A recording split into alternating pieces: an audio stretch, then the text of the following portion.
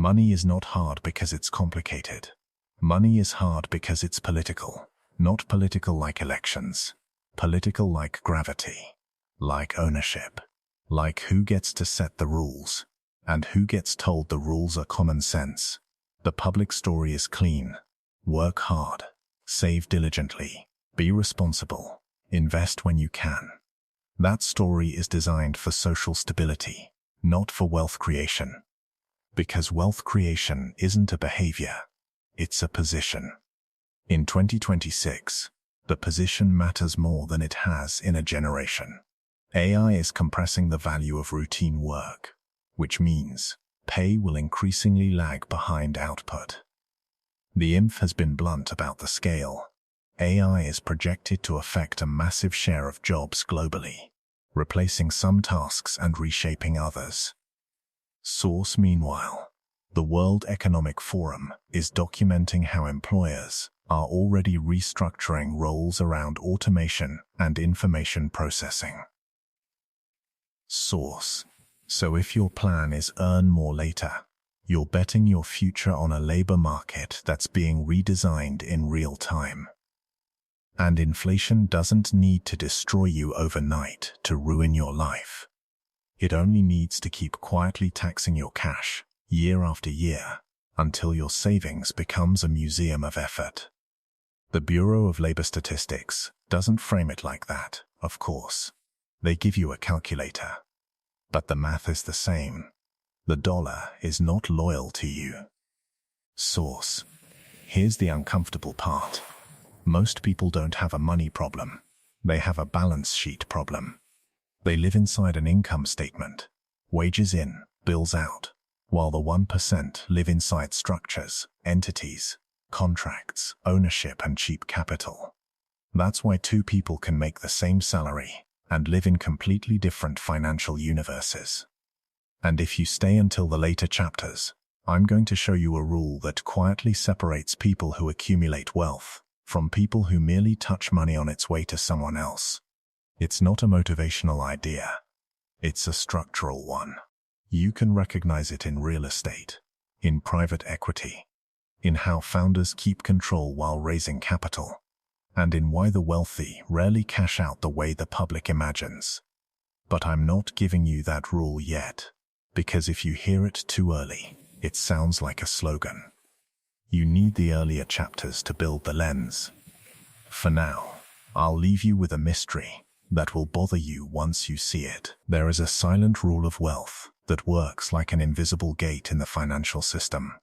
It decides who gets offered low-risk opportunities and who gets offered high-interest survival. It decides who gets to refinance problems into profit and who gets trapped paying forever. Most people never notice it because it doesn't show up on a paycheck.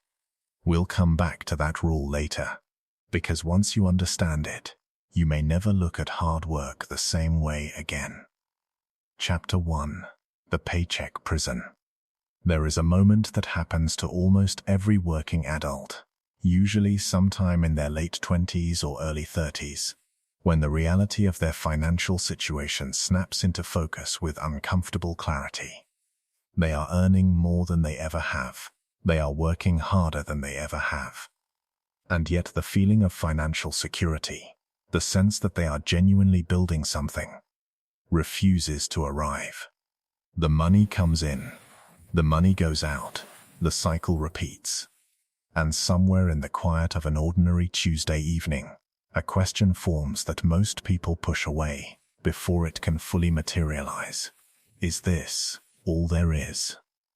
The paycheck is the most widely accepted financial trap in human history. Not because it is inherently evil, not because employment is without value, but because of the psychological architecture it builds around the people who depend on it.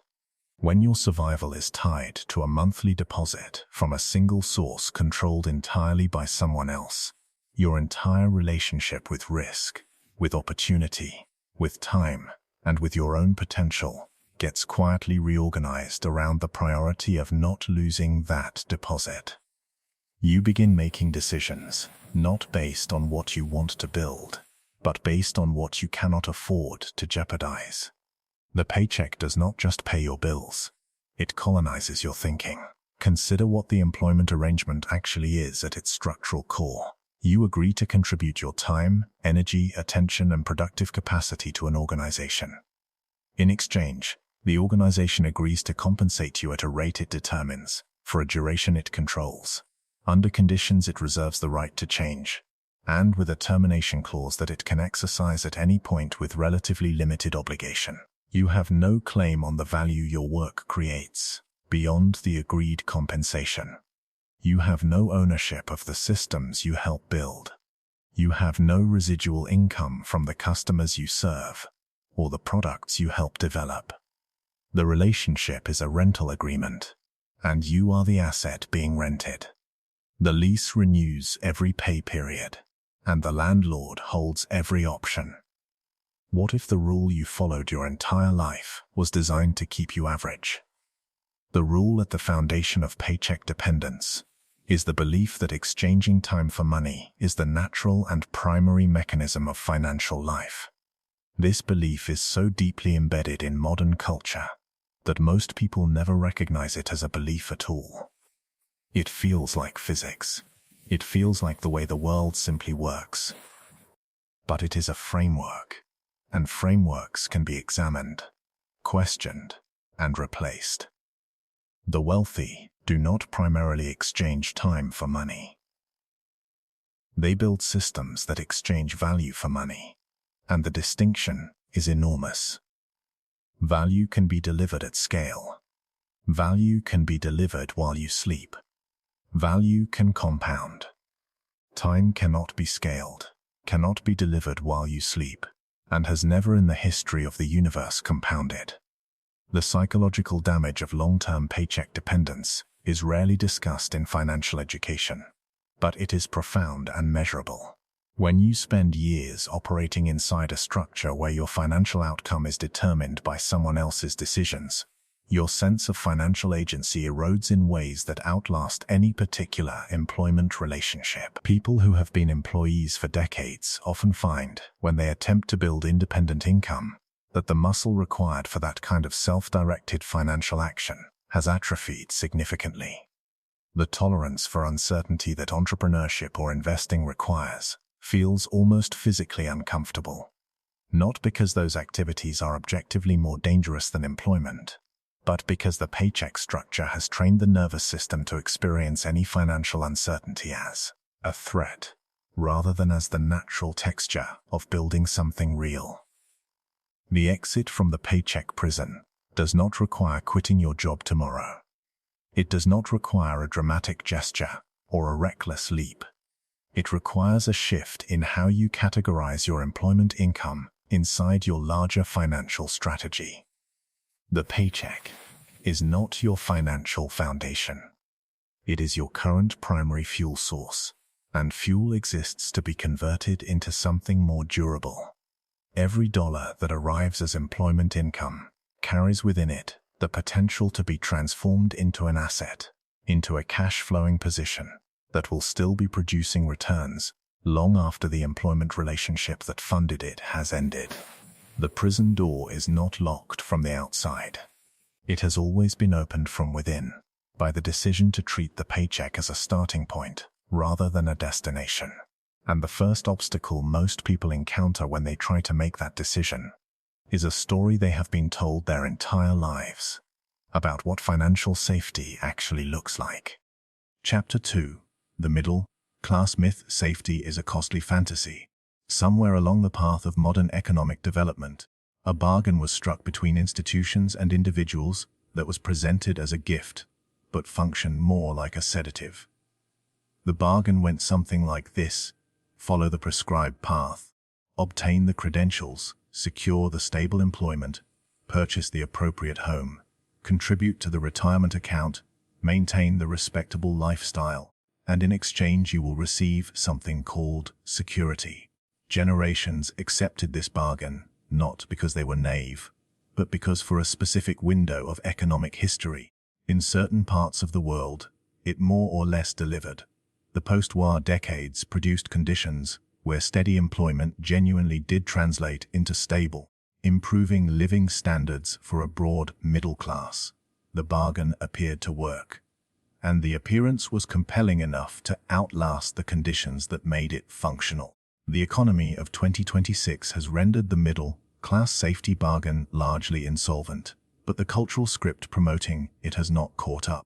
Young people are still being counseled towards stable credentials in fields being restructured by artificial intelligence. Families are still being encouraged to anchor their financial lives in 30-year mortgage obligations in markets where housing costs have detached entirely from income fundamentals. Workers are still being told that loyalty to an employer and consistent performance represent a form of financial security, in an environment where entire departments are being eliminated not because of poor performance, but because automation has made the roles themselves unnecessary. The advice is decades old. The economy it was designed for no longer exists in the form that made the advice sound. What if the rule you followed your entire life was designed to keep you average? The rule is that safety is a destination, a state you arrive at through sufficient caution and compliance. This is perhaps the most expensive misconception in modern financial life, because it directs enormous amounts of human energy and financial resource toward the construction of an illusion. Real financial security is not the absence of risk. It is the possession of assets and income streams that continue functioning across a wide range of adverse conditions. The person who feels safe because they have stable employment and a modest savings account is not secure.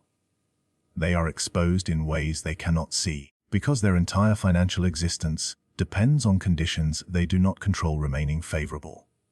One corporate restructuring, one medical event, one industry disruption, and the safety they spent decades constructing dissolves in a quarter.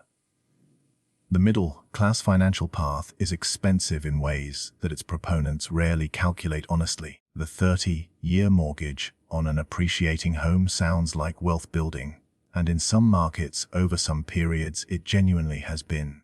But the total interest paid across a 30-year loan frequently approaches or exceeds the original principal, meaning the true cost of the home is roughly double the purchase price before maintenance, insurance, property taxes, and opportunity cost are even considered. The reliable salary funding a comfortable lifestyle sounds like stability, but the lifestyle infrastructure built around that salary, the mortgage, the car payments, the private school fees, creates obligations that transform the salary from a resource into a necessity.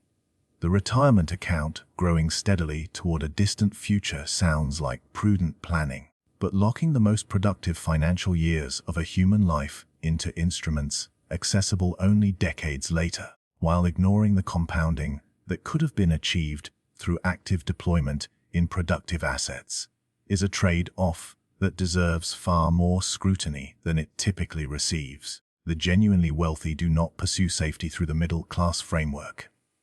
They pursue resilience, which is categorically different. Safety, as the middle-class narrative constructs it, is static. It is a position you hold and defend. Resilience is dynamic. It is the capacity to absorb disruption, adapt to changed conditions, and continue generating returns regardless of what the external environment produces. A diversified portfolio of cash, flowing assets is resilient. A single employer relationship is fragile. A business with multiple revenue streams and low fixed costs is resilient. A lifestyle built on high fixed obligations, funded by a single income source, is fragile. The language of safety is applied to both, but the structural realities are opposite. The most insidious feature of the middle-class myth is that it is not entirely false. The path it prescribes does produce outcomes that compare favorably to no path at all. A person who follows the conventional middle-class financial script will likely end their working life with a paid-off home, a retirement account of modest size, and a social security income that covers basic expenses.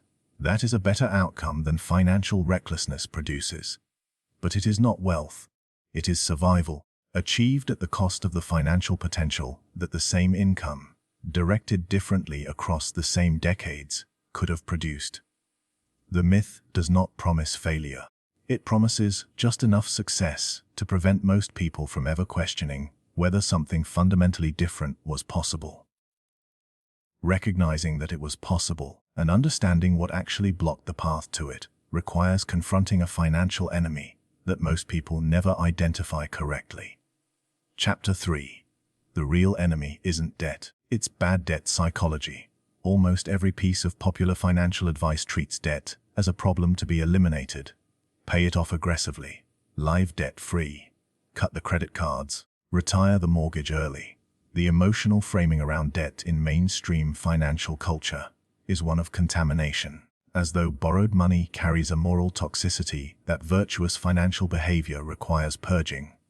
This framing is understandable. Consumer debt has genuinely destroyed the financial futures of millions of people, and the emotional damage it produces, the anxiety, the shame, the sense of being trapped, is real and serious.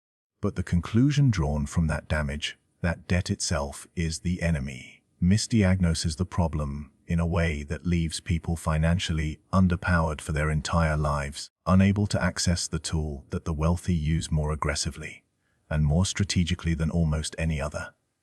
The actual enemy is not debt.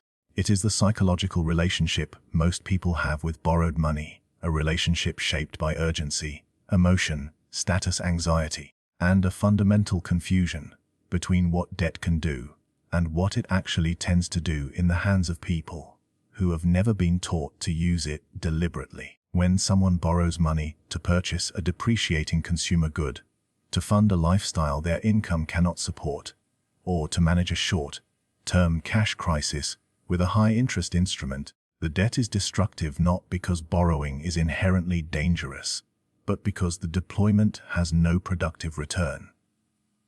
The money leaves and does not come back with more behind it. The obligation remains and compounds. The borrower has used a lever to dig a hole rather than to move a boulder.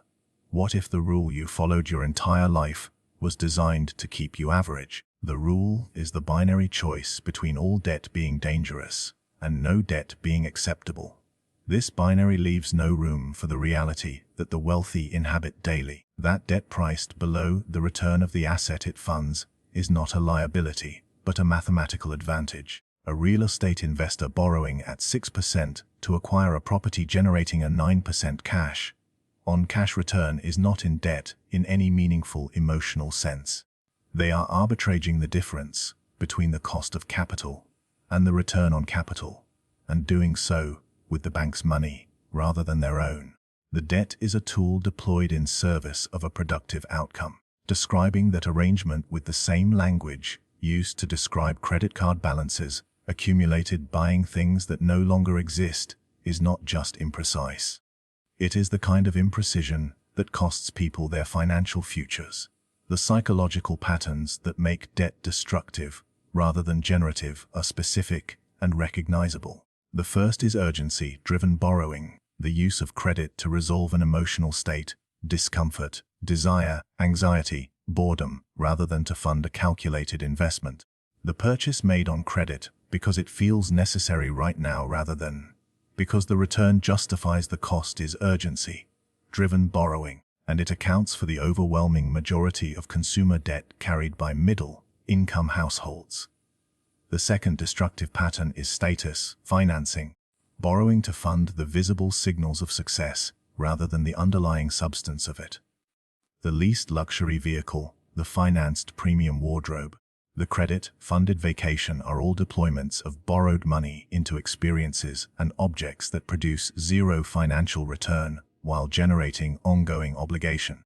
The third pattern is avoidance debt, the use of credit to delay confronting a financial reality that discipline and restructuring would more honestly address.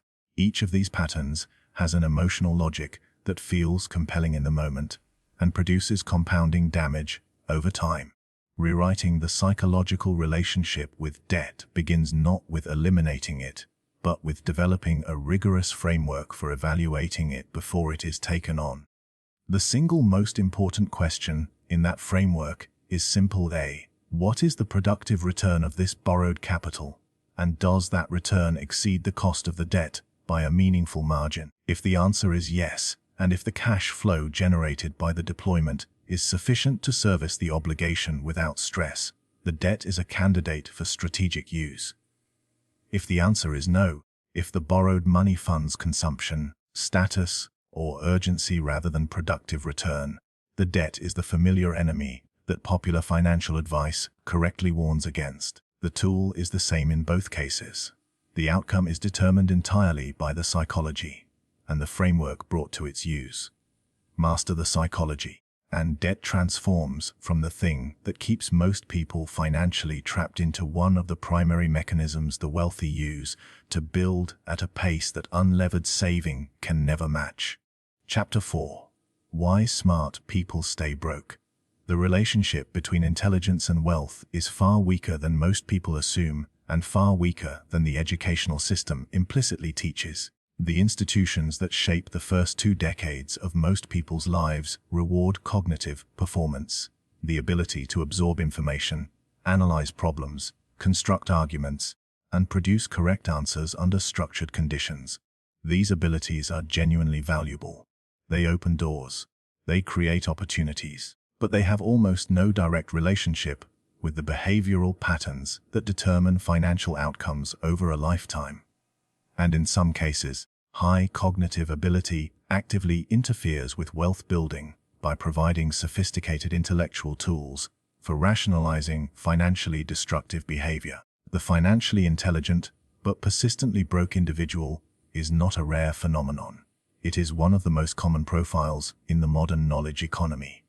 Lawyers, physicians, academics, engineers, analysts, and consultants routinely earn incomes in the top 10 or 15% of their societies, and simultaneously carry financial stress that their income levels should have eliminated years earlier. The intelligence is genuine. The credentials are real.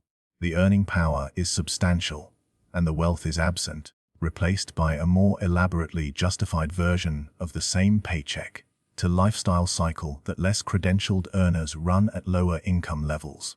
The sophistication of the rationalization scales with the intelligence of the rationalizer. But the outcome is structurally identical. What if the rule you followed your entire life was designed to keep you average? The rule intelligent people follow most faithfully is the rule of optimizing within the given system, rather than questioning whether the system itself is optimally designed for their actual goals. High performers in employment contexts become extraordinarily good at advancing within structures that someone else built and controls. They optimize their performance reviews, their compensation negotiations, their professional development, and their career trajectories with genuine skill. What they rarely do is step outside the structure entirely and ask whether the structure itself is the most efficient vehicle for the financial life they actually want. Questioning the structure feels risky in a way that optimizing within it does not, and intelligent people are often more sensitive to the social and professional risks of unconventional positioning than less credentialed individuals who have less to lose by experimenting outside established frameworks. The deeper problem is what happens to intelligent people under financial pressure. Pressure is the revealing condition. It strips away the performance and exposes the underlying money identity, the unconscious beliefs about what money is, what role it plays in self-worth, and what financial behavior is appropriate for someone of a particular background and status. Under pressure, intelligent people frequently deploy their cognitive abilities not toward solving the financial problem, but toward constructing sophisticated justifications for behaviors they already wanted to perform. The impulse to spend on a status purchase gets dressed in the language of investment or self-care. The decision to avoid a difficult financial conversation gets framed as strategic patience. The reluctance to take a calculated financial risk gets presented as prudent conservatism. The intelligence does not eliminate the problematic behavior. It provides it with better cover. Behavioral economics has documented this pattern extensively under the concept of motivated reasoning, the tendency to use analytical capacity in service of preferred conclusions, rather than in service of accurate assessment. Intelligent individuals are not less susceptible to motivated reasoning than less cognitively capable ones. In many documented cases, they are more susceptible, because their greater facility with argument allows them to construct more convincing post hoc justifications for decisions that were made on an emotional rather than a rational basis. The financially destructive choice gets made for the same emotional reasons it would have been made by anyone.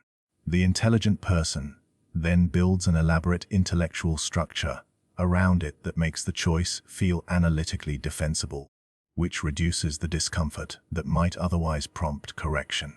Wealth is built not through intelligence, but through sustained behavioral consistency applied to correct principles under conditions of ongoing pressure and temptation. The individual who automates the right financial behaviors, who removes the decision making from the moment of maximum emotional exposure, who builds systems that make the correct default action easier than the incorrect one, will consistently outperform a more intelligent individual whose superior analytical capacity is deployed in the service of sophisticated financial self-sabotage. The question is never how smart you are about money in theory. The question is what you actually do with money when the environment is tempting, when the pressure is real, when the sacrifice is immediate and the reward is distant. That is where financial character is revealed.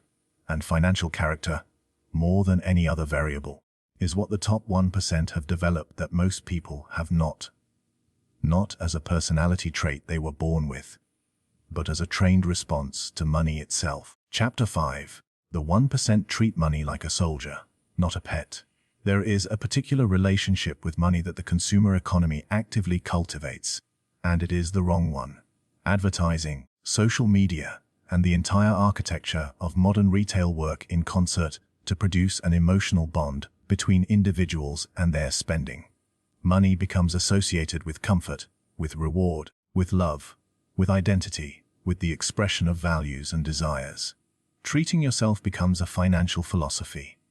The relationship is warm, indulgent, and fundamentally disempowering, because money that you are emotionally attached to is money you cannot deploy strategically. You will not send it where it needs to go if sending it there feels like deprivation. You will not hold it in reserve if spending it feels like love. The emotional relationship with money is not a sign of healthy appreciation. It is the primary mechanism through which money gets dissipated rather than multiplied. The 1% as a behavioral category rather than a purely income-based one.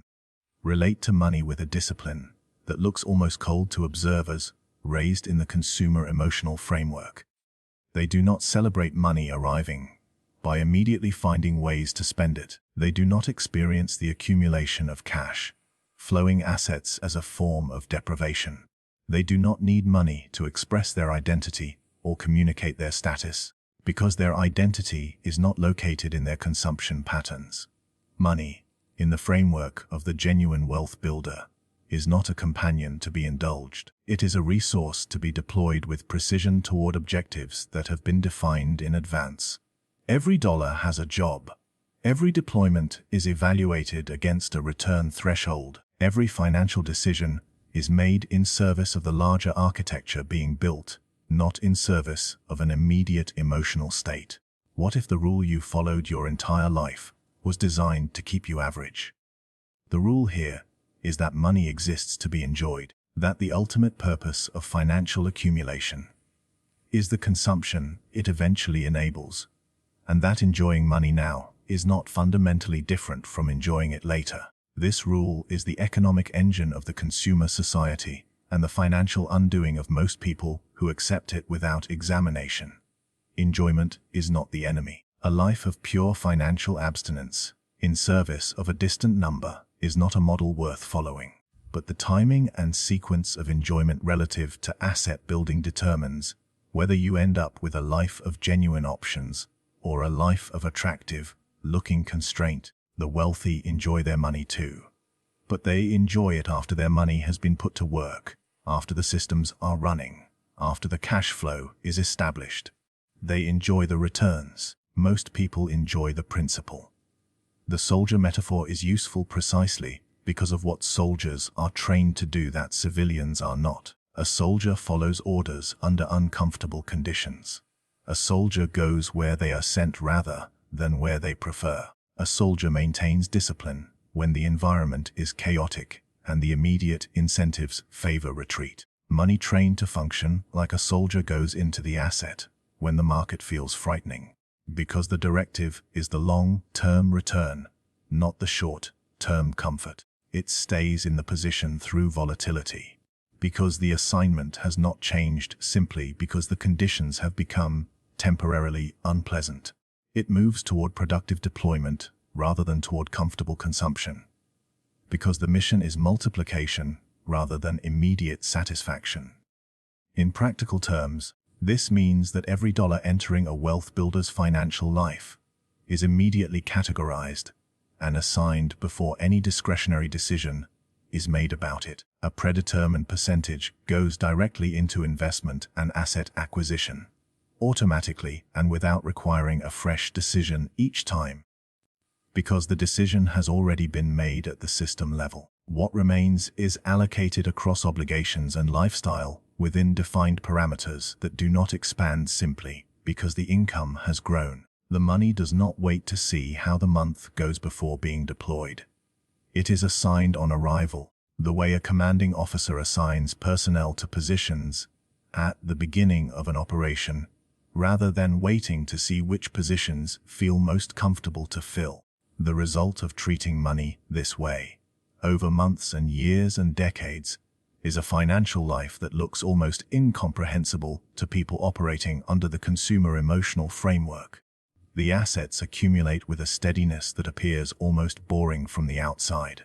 The lifestyle does not visibly expand in proportion to the growing wealth, which confuses observers who equate visible consumption with financial success.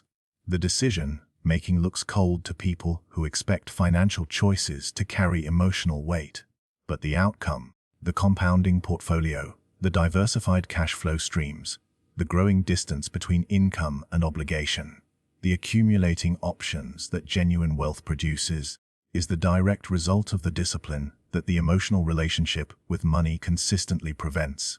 Train the money. Assign it clearly. Send it where the return justifies the deployment, and then let time do what it has always done for the people patient and disciplined enough to get out of its way. Chapter 6. Cash is not wealth. It's a temporary parking lot. There is a feeling that cash produces that almost no other financial instrument replicates. It sits in the account, visible and certain, asking nothing of you, requiring no monitoring, carrying no apparent risk.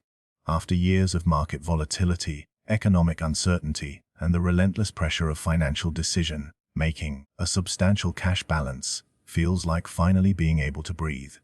It feels like safety. It feels like power. And that feeling, comfortable and convincing as it is, costs most people who experience it far more than they ever calculate. Because the sensation of safety that cash produces is almost perfectly inversely correlated with the actual financial work that cash is doing while it sits. Cash does not build anything. It holds a position. It occupies space in a financial architecture without contributing to the architecture's growth. In an environment where inflation runs persistently above the interest rates available on savings instruments, which describes most of the period from 2020 through 2026, with only brief exceptions, cash in a standard account does not merely fail to grow. It actively shrinks in real terms, losing purchasing power at a rate that is invisible in the nominal balance, but entirely real in what that balance can actually buy 12 or 24 months later. $100,000 held in cash for 3 years in an environment of 4% annual inflation emerges from that period with the purchasing power of roughly $88,000. The number on the screen has not changed. The value it represents has been quietly consumed by the passage of time and the indifference of the monetary environment. What if the rule you followed your entire life was designed to keep you average? The rule is that having cash means being financially ahead, that accumulating a large cash reserve is the responsible and prudent foundation of financial life. This rule is partially correct and dangerously incomplete. A cash reserve covering 3 to 6 months of obligations is a legitimate and important component of any financial structure, providing the liquidity buffer that prevents a short-term disruption from forcing the liquidation of productive assets at inopportune moments. That specific, bounded function of cash is genuinely valuable, but cash held beyond that functional reserve, cash sitting in a savings account for months or years because deploying it feels uncomfortable or because the right opportunity has not yet presented itself with sufficient clarity, is not prudent financial management.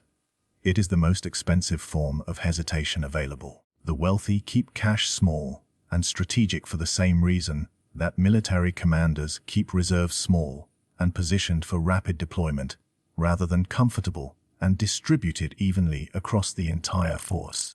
Cash is optionality, the capacity to move quickly when a genuine opportunity presents itself, to acquire a distressed asset during a market dislocation, to fund a business expansion when conditions favor aggressive growth, to cover obligations without liquidating productive positions during a temporary income disruption.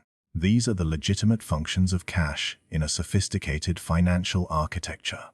Each of them requires a specific, bounded quantity, not an open-ended accumulation that grows larger every time the financial environment feels uncertain, which in a complex modern economy means it would grow larger almost continuously, if not deliberately constrained.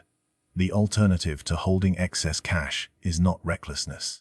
It is the deliberate deployment of capital beyond the functional reserve into assets that produce returns exceeding the cost of holding them, whether those returns arrive as rental income, dividend distributions, business cash flow, or capital appreciation over a defined time horizon. The discomfort of deployment, the exposure to the volatility and uncertainty that productive assets carry, is not evidence that deployment is financially dangerous. It is evidence that the deployment is working, that the capital has left the parking lot and entered the productive economy where real returns are generated. A parking lot is not a destination. It is a temporary stop between where you are and where you are going. Money that mistakes the parking lot for the destination does not build wealth.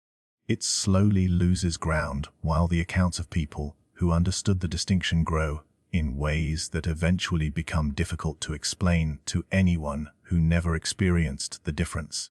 The practical discipline required is the development of a clear and committed deployment framework, a set of criteria established in advance that determine when accumulated cash above the functional reserve gets directed into productive assets, rather than allowed to continue accumulating indefinitely. Without such a framework, deployment decisions get made in the presence of the full emotional weight of uncertainty, and uncertainty almost always wins that confrontation. With a framework in place, the decision has already been made before the emotional environment can interfere with it. The cash does its temporary job, cushions the operational needs of the financial life, and then moves with deliberate purpose into the assets that do the permanent one. Chapter 7.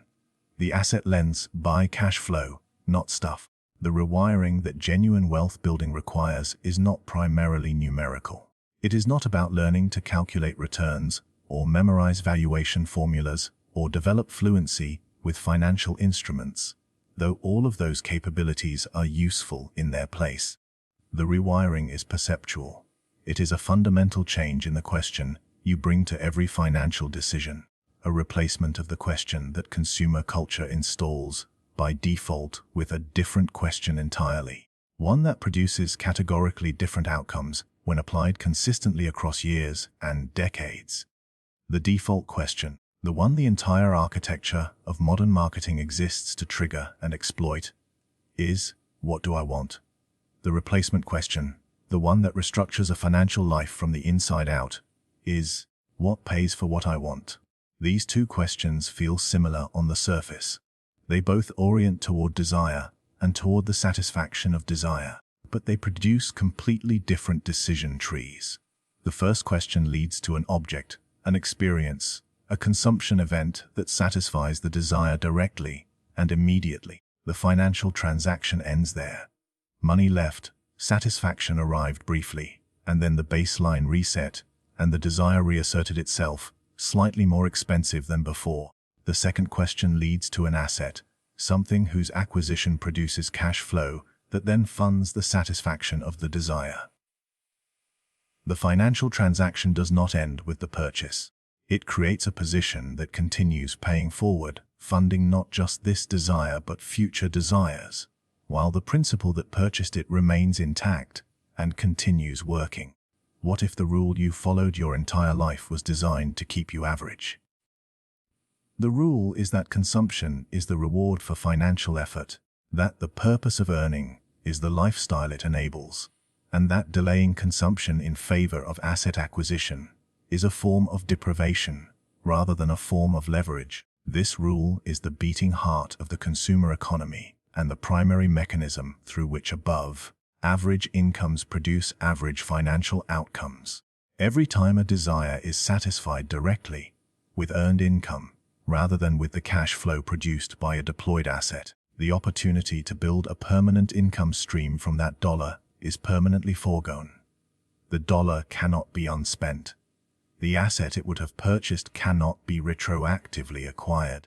The compounding that would have begun is permanently interrupted at its potential origin point. The asset lens changes not just major financial decisions, but the entire texture of how money is evaluated in daily life. A person operating through the asset lens who encounters a monthly subscription of $200 does not ask whether the service is worth $200 per month. They ask what asset $200 per month, invested consistently, would build across a 5-year horizon, and whether the service delivers more value than that asset would have produced. A person operating through the asset lens who receives a bonus does not experience an immediate expansion of lifestyle permission. They experience the arrival of a deployment opportunity and begin evaluating which productive position that capital should enter. The lens does not eliminate spending. It makes spending a deliberate choice, made in full awareness of its alternative, rather than an automatic response to the presence of available funds. The practical application of the asset lens across different financial contexts produces specific and actionable patterns. In real estate, it means evaluating every property primarily through cash, on cash return and gross rental yield, rather than primarily through appreciation potential or aesthetic appeal. In equity investing, it means weighting dividend, paying and cash, generative businesses more heavily than narrative-driven growth stories, whose returns depend entirely on a future exit at a higher valuation. In business building, it means prioritizing recurring revenue models, subscription structures, and retainer relationships over project-based income that requires continuous reselling to maintain. In personal spending decisions, it means consistently asking which purchases can be restructured as business expenses, which lifestyle elements can be funded through asset income rather than earned income, and which desires can be satisfied through less capital-intensive means that preserve more deployment capacity. The full effect of the asset lens is not felt in any single decision. It is felt in the cumulative architecture that consistent application produces over time.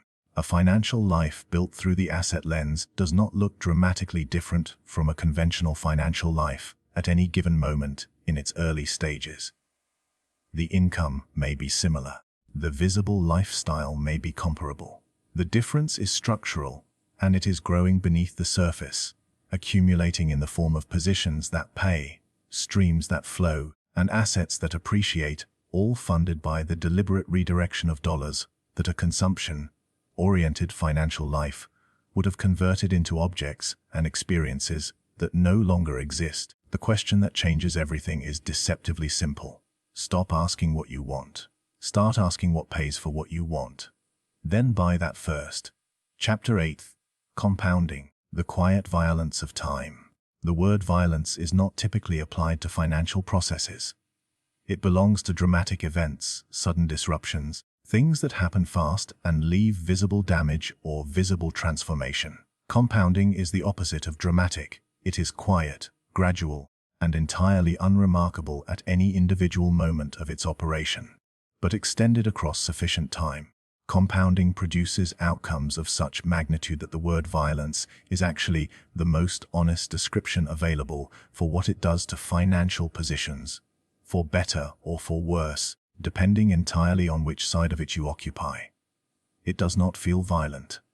That is precisely what makes it so consequential. The most powerful financial force most people will ever encounter operates in complete silence, and most people spend their financial lives either ignoring it entirely or inadvertently deploying it against themselves. The mechanics are worth stating plainly because the simplicity of the mechanism is frequently underestimated. When a return is generated on a principal, and that return is reinvested rather than withdrawn, the next period's return is calculated on a larger base. The increment is small at first, barely noticeable in the early periods. The first doubling takes the longest. The second doubling takes less time. The third takes less time still. The curve is not linear. It is exponential, meaning it starts flat and boring, and then, at a point that feels almost arbitrary from the inside of the process, it bends sharply upward, and the numbers begin moving in ways that feel disproportionate to the inputs that initiated them. This is not magic. This is arithmetic operating across time, and time is the variable that most people chronically underestimate and consistently waste. What if the rule you followed your entire life was designed to keep you average? The rule is that small amounts invested early are negligible, and that the financially meaningful moves happen later, when you have more capital and more clarity about where to put it. This rule is responsible for more lost wealth than almost any other single misconception in personal finance. The early years of a compounding position are not the unimportant years. They are the foundational years, the ones whose returns will themselves be compounded across every subsequent period in the position's life. Delaying the start of a compounding position by 10 years does not cost 10 years of returns.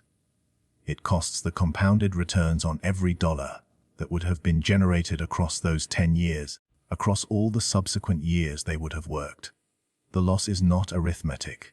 It is exponential, and it is permanent.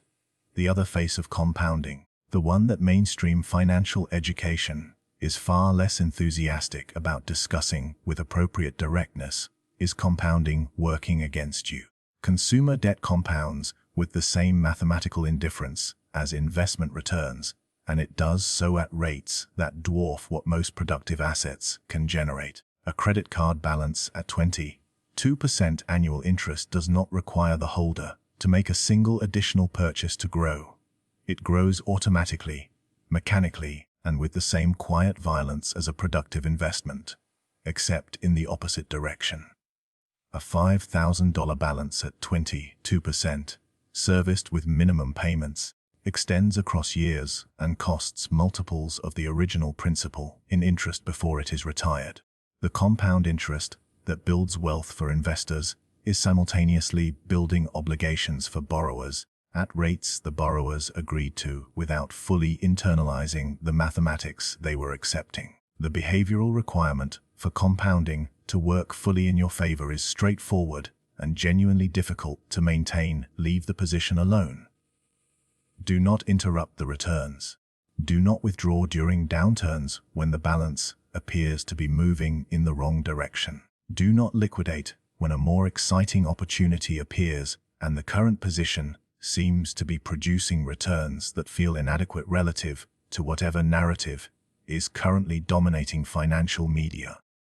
The interruptions are where compounding loses its power, not because the underlying mathematics change, but because the base from which future compounding is calculated gets reduced every time capital is extracted or a position is closed before its time horizon has elapsed. The violent force of compounding requires only two inputs, a return and time.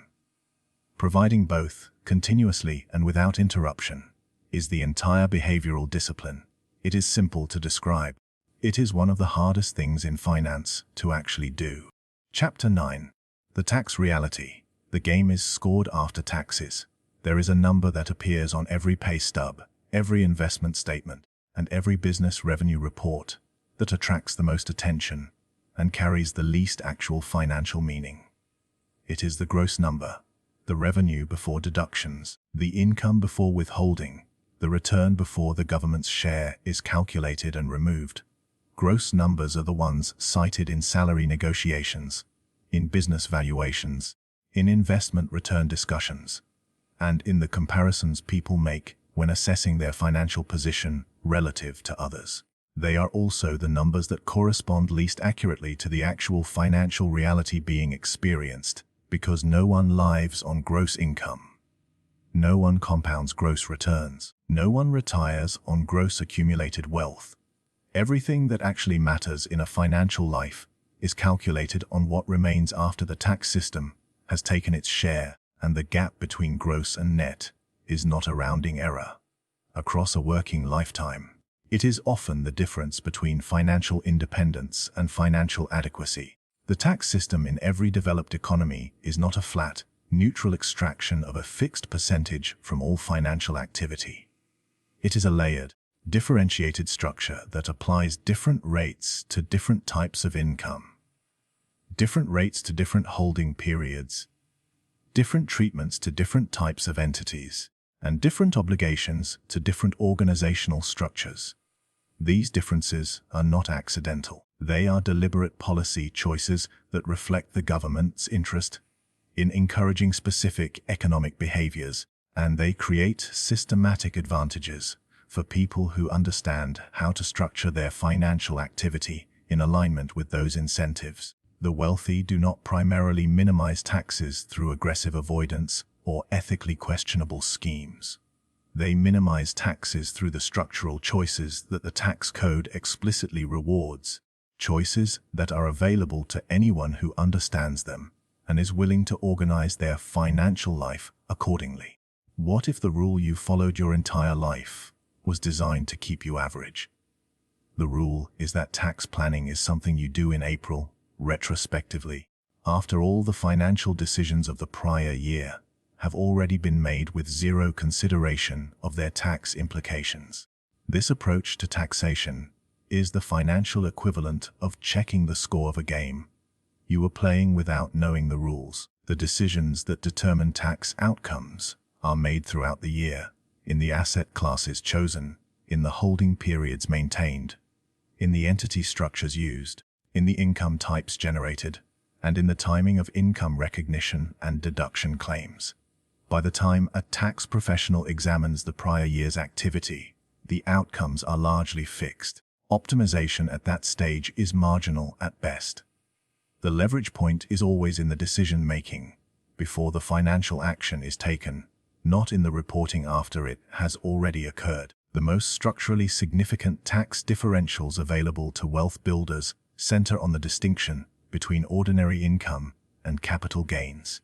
Employment income, self-employment income, and most business income distributed as salary is taxed at ordinary income rates, which in most high-income brackets represent the highest rates in the tax schedule. Long-term capital gains, the profits from assets held beyond 1 year before sale, are taxed at substantially lower rates in most jurisdictions. Qualified dividends from equity holdings receive similar preferential treatment. This differential creates a persistent structural incentive to generate wealth through asset appreciation and dividend income rather than through labor income alone, an incentive that the wealthy exploit continuously, and that most middle-income earners never access because their financial activity is concentrated almost entirely in the highest taxed income category. The entity structure through which income is earned and assets are held creates additional tax differentials of significant magnitude.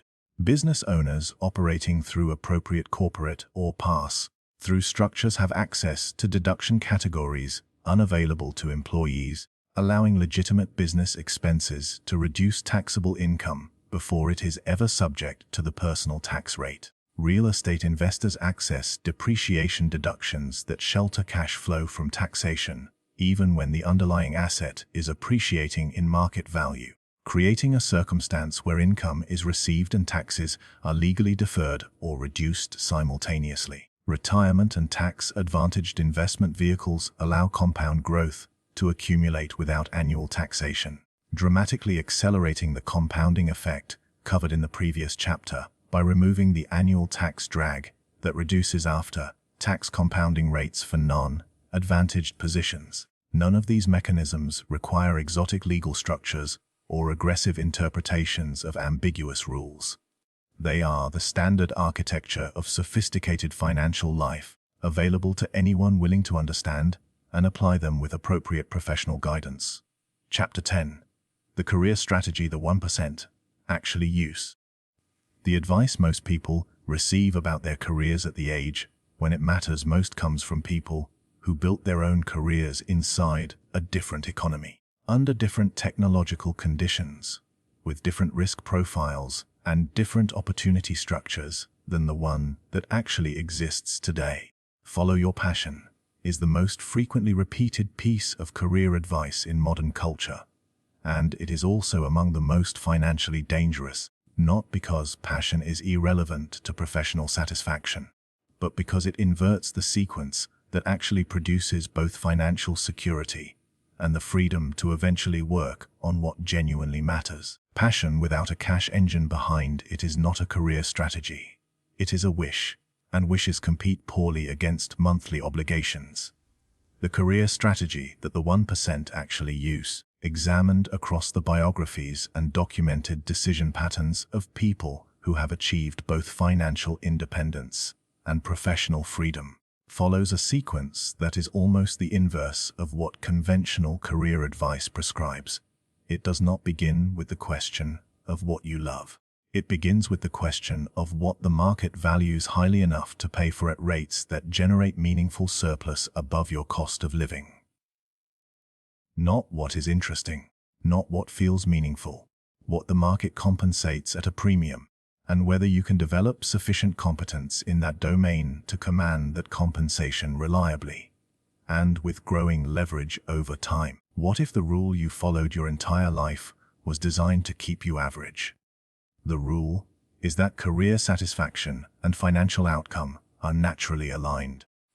That doing what you love will eventually produce the financial life you want, and that prioritizing income generation over passion is a form of selling out that produces unhappiness in exchange for money. This rule is emotionally compelling and empirically weak. The correlation between passion and market compensation is low and inconsistent. Many things people are passionate about are compensated poorly by markets that either have abundant supply of people willing to do them, or that simply do not produce economic value at sufficient scale to support premium compensation. Many things the market compensates at extraordinary rates are not intrinsically passionate pursuits for most people, but become deeply engaging once genuine competence is developed and the compound returns of that competence begin to materialize. The cash engine concept is specific and deserves precise definition. A cash engine is a professional skill or business position that generates income substantially exceeding your cost of living, at a level high enough to produce meaningful investable surplus on a consistent basis. The cash engine does not need to be your identity.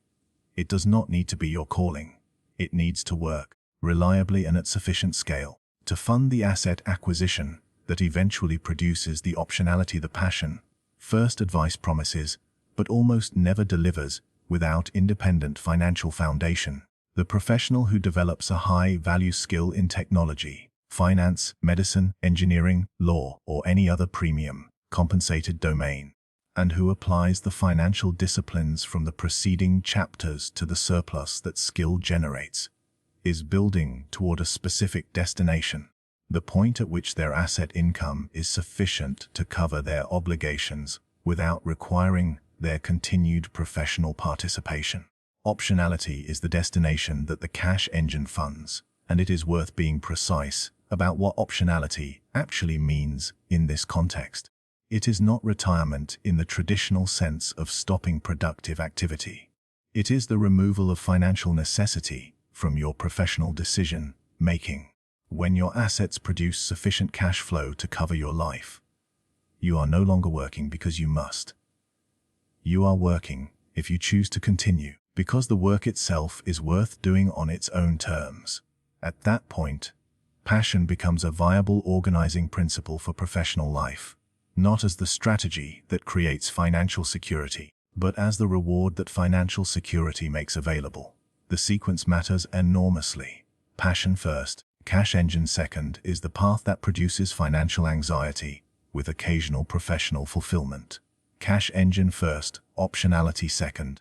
Passion third is the path that produces financial independence, with the freedom to do whatever the third stage calls for. The career investment decisions that accelerate this sequence are specific.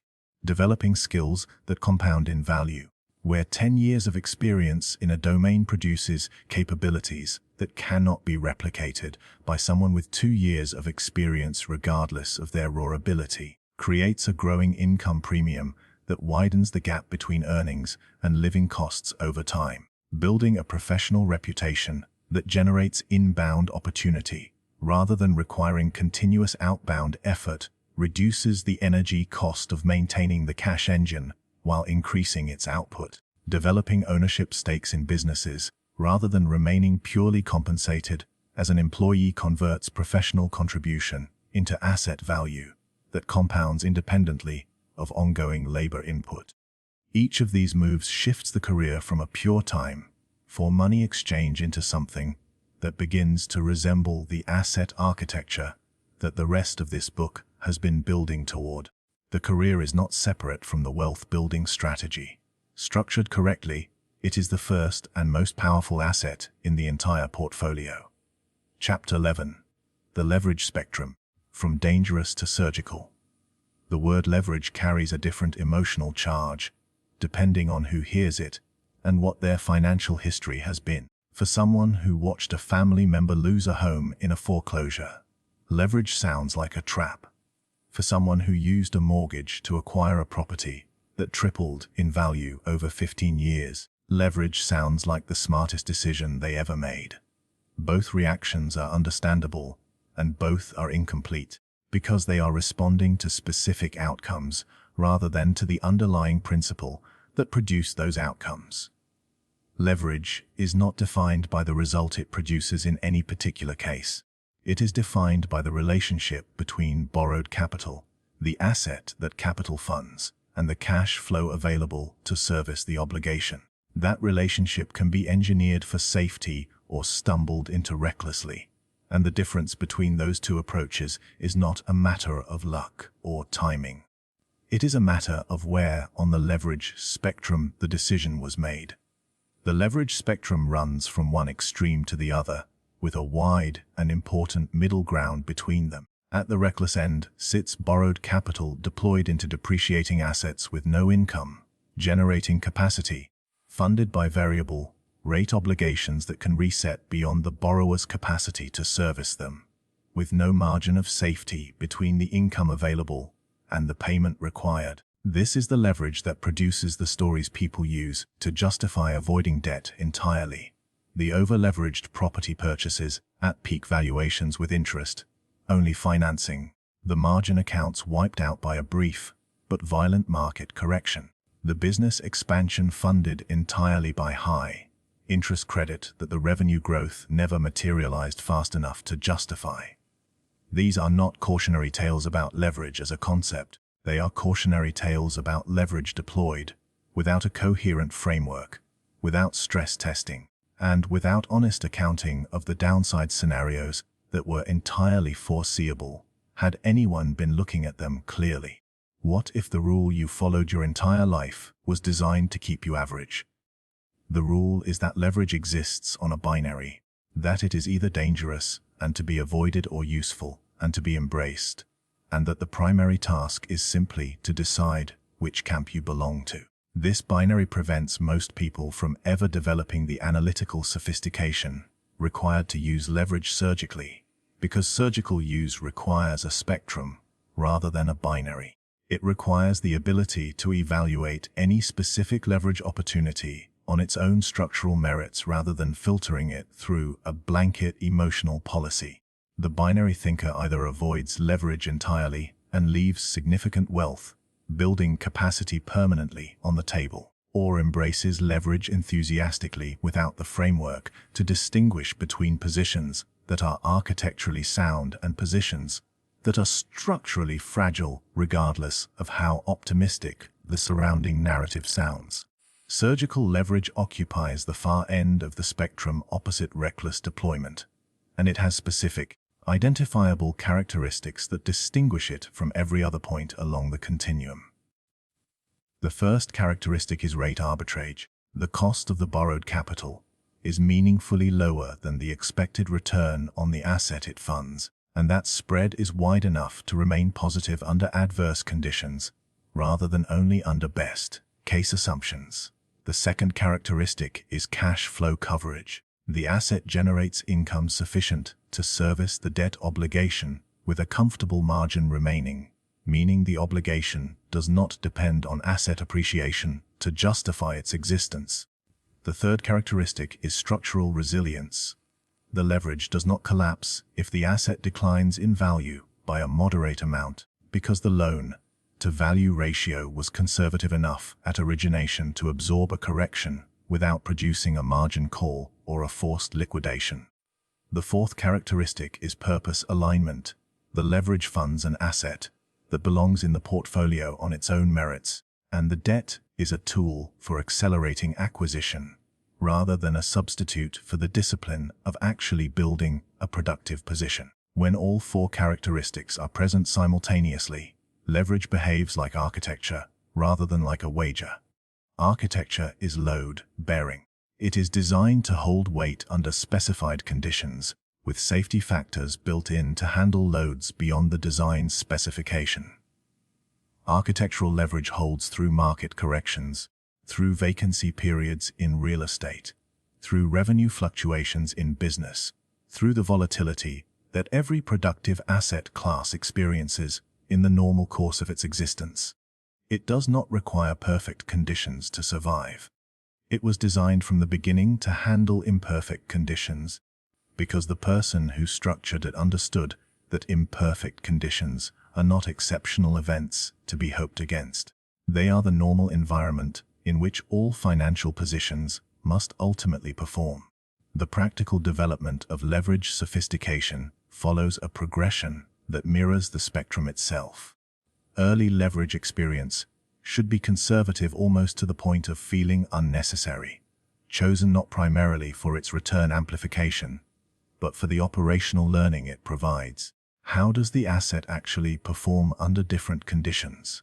How does debt service interact with cash flow management in practice rather than in projection? What are the administrative and emotional demands of managing a levered position through a period of underperformance? These questions can only be answered through experience, and early leverage taken at conservative ratios provides that experience without the existential risk that aggressive early leverage carries. Each subsequent deployment can move incrementally further along the spectrum towards surgical precision, informed by the cumulative experience of everything that came before. The goal is not maximum leverage. The goal is optimal leverage, the exact amount that maximizes productive return while maintaining the structural integrity that allows the position to survive the conditions that no projection ever fully anticipates. Chapter 12. The Collateral Ladder, the Mystery Rule Revealed. There is a rule operating in the background of every significant financial transaction that almost nobody in mainstream financial education ever names explicitly. It is not hidden exactly, but it is rarely surfaced with enough clarity to be actionable, which means most people go their entire financial lives experiencing its effects without ever understanding the mechanism producing them. The rule explains why two people with comparable incomes can have radically different access to capital. It explains why the wealthy seem to be able to borrow on terms that feel almost unfairly favorable compared to what everyone else encounters. It explains why financial momentum, once established, tends to accelerate rather than plateau. And it explains why the first asset is always the hardest to acquire, and why each subsequent acquisition tends to come with less friction than the one before.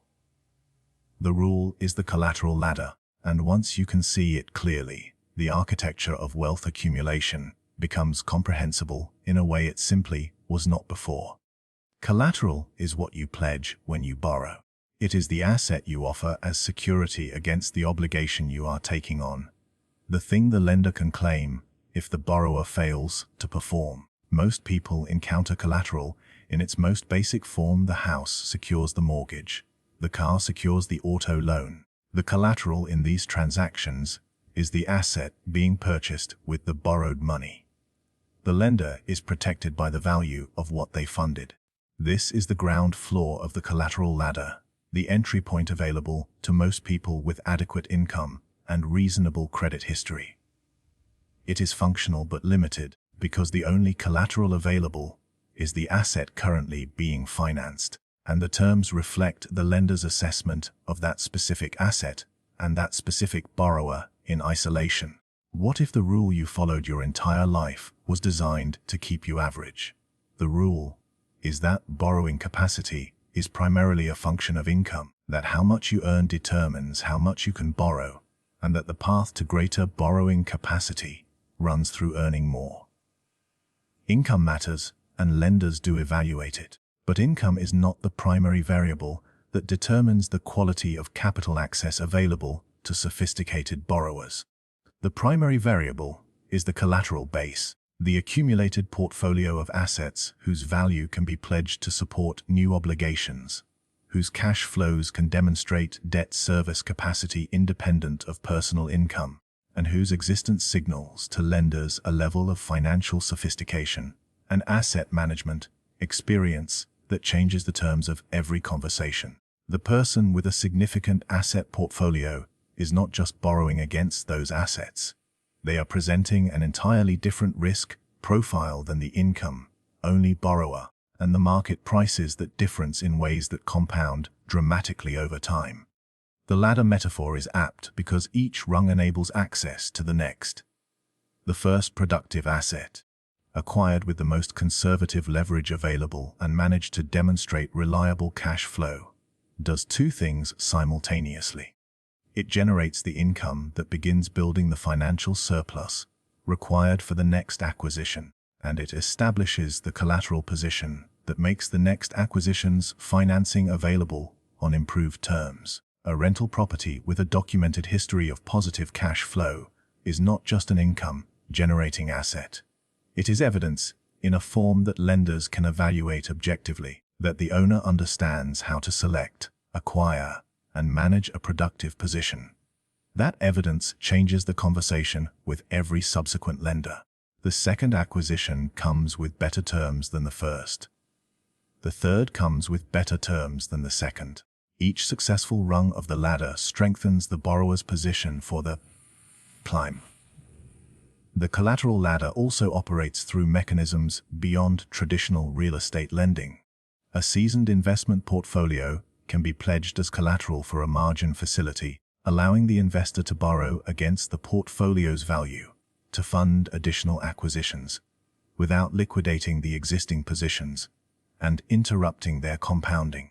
A business with documented revenue and cash flow history can access commercial credit facilities at rates and on terms unavailable to a startup with no operating history. A portfolio company with established assets can use those assets to fund acquisitions of additional businesses, expanding the portfolio without requiring the owner to inject equivalent fresh capital for each transaction. In each case, the mechanism is identical. Existing assets reduce the perceived risk of new obligations, which improves the terms available, which makes the next acquisition more efficient, which produces a more valuable collateral base for the acquisition after that. The contrast between this dynamic and the experience of someone without a collateral base is stark and important to examine directly. A person borrowing without meaningful collateral is borrowing entirely on the basis of their personal income and credit score, which means the lender's primary protection is the borrower's willingness and continued ability to earn and pay. The rates reflect that exposure. The terms reflect that exposure. The borrowing capacity reflects that exposure. Every loan stands alone, evaluated in isolation without the risk, reducing context that an asset portfolio provides. This is not a moral judgment about the borrower. It is a structural description of a position that the system prices consistently less favorably than the collateral-backed alternative, and the gap between those two pricing points, applied across a lifetime of financial transactions, represents an enormous compounding disadvantage for the person who never managed to acquire the first asset that would have begun the ladder's ascent. The entry point to the collateral ladder is the most important financial decision most people will ever face, because everything above it depends on it. The first productive asset, acquired correctly, initiates a sequence whose subsequent steps become progressively less difficult and progressively more powerful. The discipline required to get there, the lifestyle restraint, the deployment of active income into acquisition rather than consumption, the patient accumulation of the initial capital, the willingness to manage the inevitable early challenges of asset ownership is genuinely demanding. It asks more of a person than the conventional financial path requires in its early stages. But the conventional path does not lead to the collateral ladder. It leads to the income treadmill, where each year's earnings fund each year's obligations, and the cycle repeats until it cannot. The ladder leads somewhere different entirely, and the first rung, however difficult to reach, changes the destination of everything that follows. Chapter 13. Liquidity vs. Solvency. The wealthy don't fear illiquidity. There is a financial crisis that almost nobody discusses as a crisis, because it feels like the opposite of one. It happens when someone holds a portfolio of appreciating, income-generating assets and simultaneously cannot meet a short-term cash obligation without selling something. The assets are real. The value is genuine. The net worth calculation is positive and growing. And yet the person is experiencing acute financial stress because the money they need right now is not in a form they can access right now. Most observers and most financial advisors operating from conventional frameworks would diagnose this situation as a liquidity problem requiring immediate correction, a signal that too much capital is locked in illiquid positions, and that a more balanced allocation toward accessible cash instruments is the responsible prescription. The wealthy look at the same situation and see something completely different. They see the natural and acceptable texture of a financial life built around productive assets, and they reach not for a liquidation plan, but for a refinancing conversation. Liquidity and solvency are two distinct financial conditions that most people treat as though they exist on a single continuum, as though having less of one automatically means having less of the other. Liquidity is the availability of cash or near-cash instruments that can be converted to spending power immediately without loss of value. Solvency is the condition in which total assets exceed total liabilities, in which the overall financial position is positive and sustainable across time. These two conditions are related but separable, and the separation between them is where some of the most important financial decisions get made. A person can be entirely solvent, holding a net worth that is substantial and growing, while simultaneously experiencing genuine illiquidity, a shortage of immediately accessible cash relative to current obligations. And a person can be technically liquid, holding significant cash balances, while being functionally insolvent, carrying liabilities that exceed the productive value of everything they own. What if the rule you followed your entire life was designed to keep you average? The rule is that liquidity equals safety, that the accessible cash balance is the most important indicator of financial health, and that any situation in which money feels locked up or unavailable on demand represents a financial failure requiring correction. This rule is emotionally intuitive and structurally counterproductive for anyone attempting to build serious wealth, because the assets that produce the most durable returns are disproportionately illiquid ones. Real estate cannot be sold in an afternoon without catastrophic price concessions. Private business equity cannot be converted to cash on a schedule determined by the holder's immediate needs. Long-term fixed income instruments carry penalties for early withdrawal. The illiquidity premium The additional return that markets pay to investors willing to accept reduced access to their capital is real and consistent across asset classes and time periods. Avoiding illiquidity to maintain the comfort of accessible cash means permanently foregoing the returns that illiquidity tolerance generates. The wealthy understand the distinction between liquidity and solvency with unusual clarity, because their financial architecture depends on it.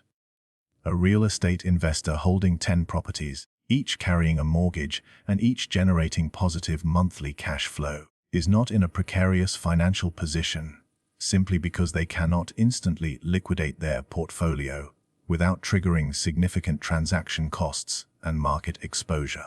Their position is solvent, their cash flow is functioning, and their net worth is growing through a combination of debt reduction, appreciation, and income accumulation. The illiquidity of their asset base is not a flaw in the architecture. It is a feature of it, the mechanism through which the illiquidity premium is being captured, and the compounding of the overall position is being protected from the interruptions that easy liquidation access tends to invite. The refinancing capability is what replaces liquidity as the primary financial safety mechanism in a sophisticated wealth building architecture. When a solvent, asset-rich individual needs capital, the appropriate question is not which asset should be sold to generate the required cash. The appropriate question is which position in the portfolio can be refinanced to release equity without triggering a taxable event, without interrupting the asset's income generation, and without reducing the overall productive capacity of the financial architecture. A property that has appreciated significantly since its acquisition carries embedded equity that can be accessed through a cash-out refinancing, releasing capital for redeployment into new acquisitions while the original asset continues generating rental income and compounding in value. An investment portfolio can be borrowed against through a margin or securities-backed lending facility, providing liquidity without requiring the liquidation of positions whose compounding would be permanently interrupted by a sale. The asset remains working. The capital need is met.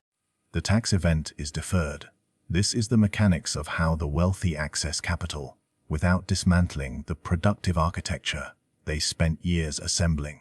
The panic asymmetry between how most people and how wealthy builders respond to illiquidity reveals the deeper psychological difference between these two approaches to financial life. The average person experiences illiquidity as danger because their mental model of financial security is built around accessibility, around the reassurance that the money is there and reachable on demand. The wealthy person experiences illiquidity as the normal operating condition of a productive financial life and reserves their anxiety for solvency threats, for situations in which the refinancing option disappears, in which lenders withdraw access to capital because the underlying asset values have declined below the threshold required to support the existing debt structure. That specific scenario, the solvency crisis dressed in refinancing language, is the actual emergency worth engineering against. Everything short of it is either a manageable cash flow timing issue or the natural and productive illiquidity of assets that are doing exactly what they were acquired to do.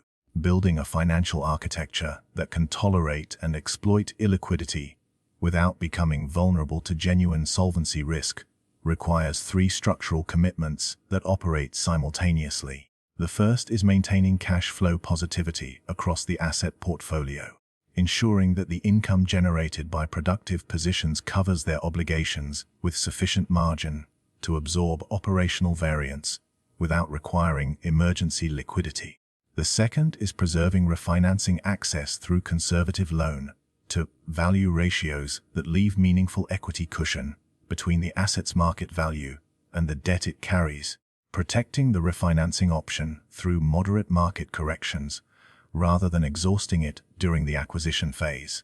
The third is maintaining a strategic liquidity reserve, not the large comfort-driven cash hoard that the previous chapter identified as expensive, but the precisely sized operational buffer that prevents short-term cash timing mismatches from forcing asset sales at inopportune moments. These three commitments together produce a financial architecture that is simultaneously illiquid in its productive asset base and resilient in its operational functioning, capturing the returns that illiquidity generates while maintaining the structural integrity that genuine solvency requires.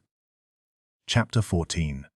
Ownership Structures, the Invisible Machines Behind Fortunes. There is a version of wealth that most people can see and a version that most people cannot. The visible version is the one that financial media covers: the assets themselves, the properties, the equity portfolios, the business revenues, the investment returns. These are the numbers that appear in net worth estimates, and that form the basis of most wealth-related conversations. The invisible version is the architecture through which those assets are held, the legal entities, ownership agreements, contractual structures, and control mechanisms that determine who actually benefits from the assets, how those benefits flow, what protection exists when something goes wrong, and how the wealth transfers, grows, or gets accessed across time and across generations. Most people spend their entire financial lives focused entirely on the visible version and never engage seriously with the invisible one. This is an expensive oversight, because the invisible version is frequently where the most significant financial advantages and the most catastrophic vulnerabilities actually live. $1 of income earned personally and $1 of income earned through a correctly structured business entity are not the same dollar. They arrive at the same nominal value, and they are both real. But they travel through different tax environments, they carry different liability exposures, they access different deduction categories, and they create different downstream options for reinvestment and wealth transfer. The person who earns personally and the person who earns through an entity are playing the same economic game with different rule sets, and the rule sets diverge in ways that compound dramatically across decades of financial activity. The entity structure is not a technicality. It is a financial instrument with its own return characteristics, and like any instrument, it rewards the people who understand it and disadvantages the people who ignore it. What if the rule you followed your entire life was designed to keep you average? The rule is that business structures and legal entities are concerns for large corporations and wealthy individuals with complex affairs, and that ordinary financial life can be conducted entirely in a personal capacity without meaningful cost.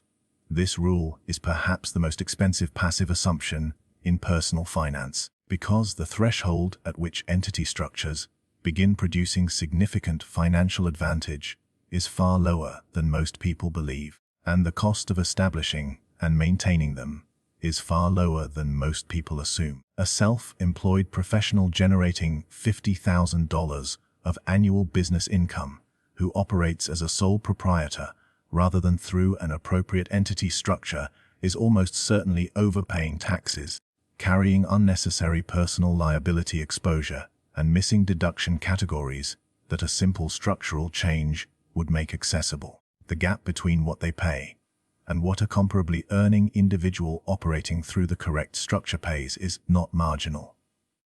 Across a decade, it frequently represents a sum that would have funded a meaningful asset acquisition.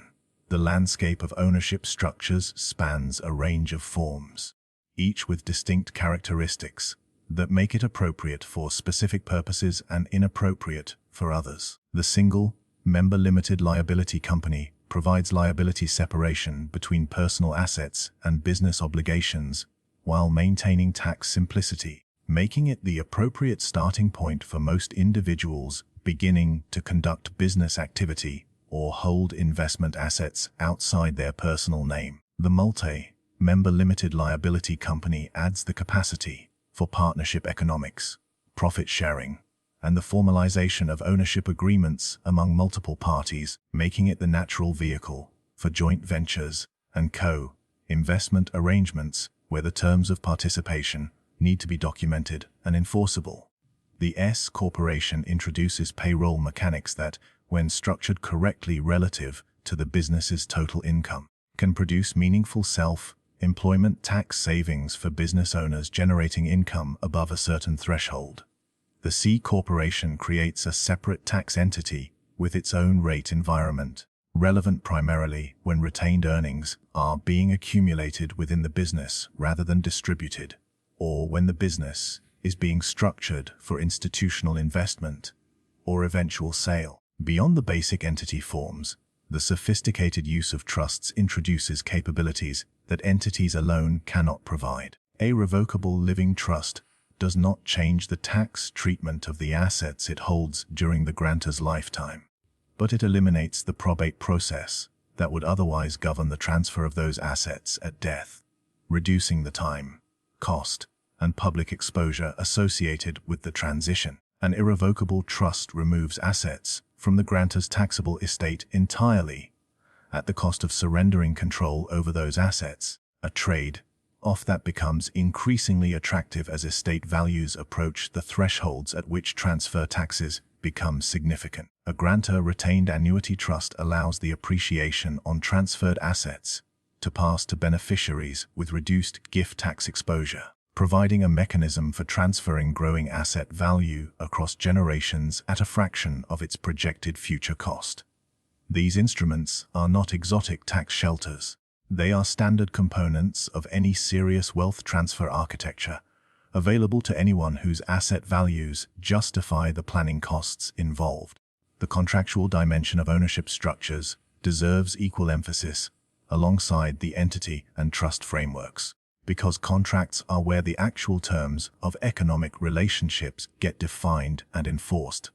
An operating agreement governing a limited liability company is not boilerplate. It is the document that determines what happens when partners disagree, when one party wants to exit, when new capital is required, when profits are distributed, and when control decisions need to be made under ambiguous circumstances. A poorly drafted or absent operating agreement leaves all of those questions to be resolved either through default statutory rules that may not reflect the party's actual intentions or through litigation that is expensive, slow, and destructive to the underlying asset value the entity was created to protect.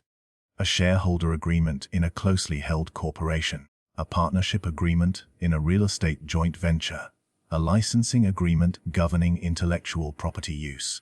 All of these documents are the teeth that the paperwork metaphor references. The wealth is real. The structure holds it. The contracts enforce it.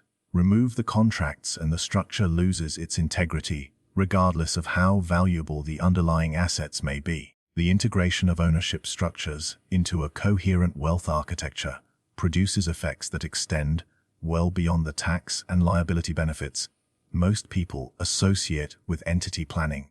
A properly structured holding company that owns operating businesses and investment assets as subsidiaries creates a firewall between the liability exposure of any single activity and the overall asset base, meaning that a legal judgment against one operating subsidiary cannot reach the assets held by the others or by the parent. A family limited partnership that holds appreciating assets can apply valuation discounts to transfers of partnership interests, reducing the taxable value of gifts and bequests below the market value of the underlying assets and creating a legitimate mechanism for transferring wealth across generations at reduced transfer tax cost. A real estate portfolio organized across multiple entities with appropriate collateralization and financing structures can access capital at the portfolio level while maintaining liability separation between individual properties. None of these outcomes is available to the person holding all of their assets personally, regardless of how valuable those assets may be.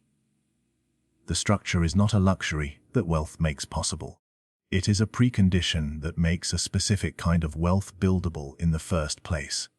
The machine has to be built before it can run, and the machine is made not of capital alone but of the paperwork, precisely drafted and strategically designed, that tells the capital where to go and what to do when it gets there. Chapter 15. Building a personal balance sheet that can survive 2026-2036.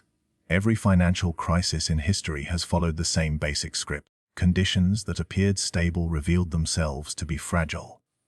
Assets that seemed diversified turned out to be correlated. Income that felt secure proved to be contingent. And the individuals who emerged from the disruption with their financial lives intact were not the ones who had predicted the specific nature of the crisis, because almost nobody predicts the specific nature of a crisis with actionable accuracy. They were the ones whose financial architecture had been built with sufficient structural integrity to absorb shocks that their models had not anticipated, because they understood that the function of a strong financial system is not to perform optimally under favorable conditions. Any system performs under favorable conditions. The function of a strong system is to survive and continue compounding under the conditions that nobody planned for. The decade spanning 2026 through 2036 presents a specific set of structural forces that any personal balance sheet built during this period must be designed to accommodate. Artificial intelligence is not a future disruption. It is a present restructuring, actively compressing labor markets, eliminating roles that previously represented stable middle-income employment, and simultaneously creating new categories of leverage for individuals who understand how to position themselves within its trajectory rather than against it. Interest rate environments that spent a decade near zero have normalized at levels that fundamentally change the arithmetic of leveraged asset acquisition, requiring more rigorous cash flow analysis and more conservative debt structuring than the easy money period rewarded. Inflation has demonstrated a persistence that central bank forecasting consistently underestimated, meaning that any balance sheet built without explicit inflation protection embedded in its asset composition will experience real value erosion that nominal return figures will not capture. And geopolitical fragmentation is introducing supply chain, currency, and commodity volatility into asset classes that previously behaved with relative predictability. These forces are not temporary. They are the operating environment of the coming decade, and a balance sheet that ignores them is not conservative. It is dangerously naive. What if the rule you followed your entire life was designed to keep you average? The rule in the context of balance sheet construction is the assumption that a standard allocation, something resembling the conventional mixture of equities, bonds, and a primary residence that financial planning software has recommended for decades, represents an adequate response to whatever economic environment the next 10 years produce. This assumption was questionable in previous decades. In the environment of 2026 through 2036, it is a framework designed for a world that no longer exists applied to conditions it was never built to handle. Fixed income instruments that provided ballast against equity volatility in low inflation environments become return, destroying positions when inflation runs persistently above their yield. Equity allocations concentrated in index funds that are heavily weighted toward technology companies face a specific vulnerability in an environment where AI is simultaneously the growth driver and the disruption agent for the largest components of those indices. A primary residence that consumes the majority of a household's net worth and generates no cash flow is not a diversified asset. It is a concentrated illiquid position in a single local real estate market with no income protection against the financial disruptions it cannot prevent. The personal balance sheet capable of surviving and compounding through the next decade requires explicit construction across 5 structural dimensions that operate simultaneously and reinforce each other. The first dimension is income stream diversification, the deliberate distribution of cash flow generation across sources that respond differently to the same economic conditions: employment or active business income, real estate rental income, dividend and distribution income from financial assets, and royalty or licensing income from intellectual property or digital assets do not all contract simultaneously under the same adverse conditions. A rate increase that pressures real estate valuations may simultaneously expand the income available from floating rate lending positions. An AI AI-driven labor market disruption that compresses employment income in certain sectors may simultaneously increase the value of AI, adjacent skills and businesses. The balance sheet that generates cash flow from multiple structurally distinct sources does not depend on any single economic condition remaining favorable, and that independence is the foundation of genuine resilience. The second dimension is inflation architecture, the explicit incorporation of assets whose returns are positively correlated with inflation rather than eroded by it. Real assets, including real estate, commodities, and infrastructure, have historically provided inflation protection through rising replacement costs and revenue streams that reprice with the general level of prices. Equities in businesses with genuine pricing power, the capacity to raise prices without proportional volume loss, provide inflation protection through revenue growth that tracks or exceeds the inflation rate. Short-duration financial instruments that can be reinvested at rising rates as the rate environment evolves provide inflation protection through yield adjustment that long-duration fixed instruments cannot offer. A balance sheet that holds exclusively nominal fixed income instruments and non-income generating assets in an inflationary decade will experience significant real wealth erosion, regardless of what the nominal account balances indicate. The inflation architecture must be deliberate, because the default allocation that requires no active decision making is almost always inadequate in its inflation protection. The third dimension is technology positioning, which in the context of 2026 through 2036 means something more specific than simply owning technology stocks. It means evaluating every component of the balance sheet for its vulnerability to AI-driven disruption and its potential to benefit from AI-driven productivity enhancement. A business whose revenue depends on tasks that AI can perform more cheaply is a balance sheet liability in ways that traditional financial analysis does not capture. A skill set whose market value is compressed by AI automation is a human capital liability that will reduce future active income regardless of its current compensation level.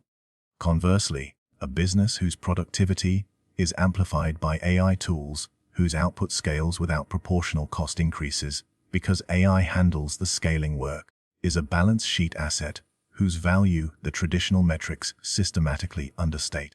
The technology dimension of balance sheet construction requires not just financial analysis, but an honest assessment of which positions are on the right side of the AI transition and which are not.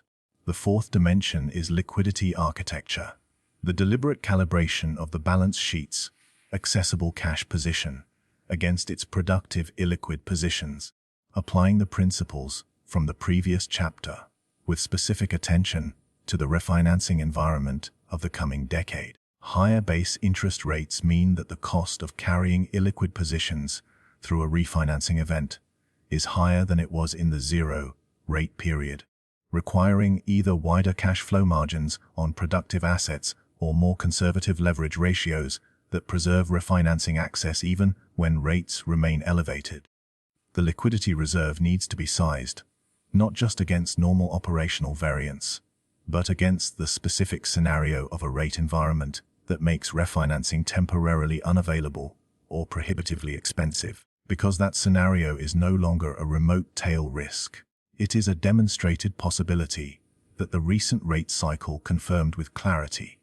The fifth dimension is entity and structure integrity, carrying forward the architecture from the previous chapter and testing it against the specific legal, tax, and regulatory environment likely to evolve across the next decade. Tax policy is subject to legislative change, and balance sheets that depend on the continuation of specific tax treatments without any structural flexibility to adapt are exposed to a policy risk that more diversified structures absorb without catastrophic disruption. The ownership structures holding productive assets should be reviewed not just for their current efficiency, but for their adaptability, their capacity to be restructured as conditions change without triggering unnecessary tax events or liability exposure. A strong balance sheet is not a static document. It is a living architecture that requires periodic stress, testing, deliberate updating, and honest assessment of whether its current configuration remains optimal for the conditions it actually faces, rather than the conditions it was originally designed for. The decade ahead will test financial architectures in ways that cannot be fully predicted and should not be specifically predicted, because the attempt to predict specific disruptions distracts from the more important work of building structures resilient enough to survive the unpredicted ones. AI will continue reshaping labor markets in ways that current models underestimate. Rate environments will evolve in response to political and economic pressures that no forecast fully captures.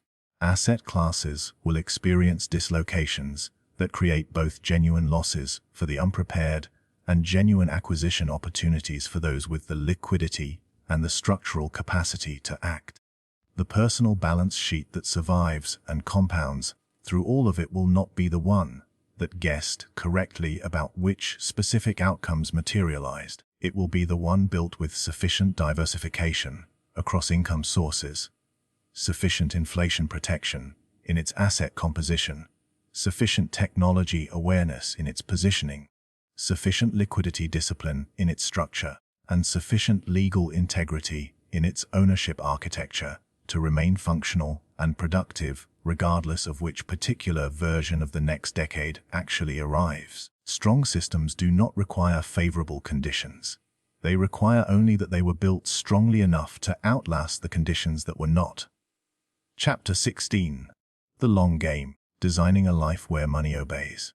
There is a moment that people who have built genuine financial independence describe with a consistency that is striking precisely because of how understated it tends to be. It is not the moment of a dramatic transaction or a sudden windfall.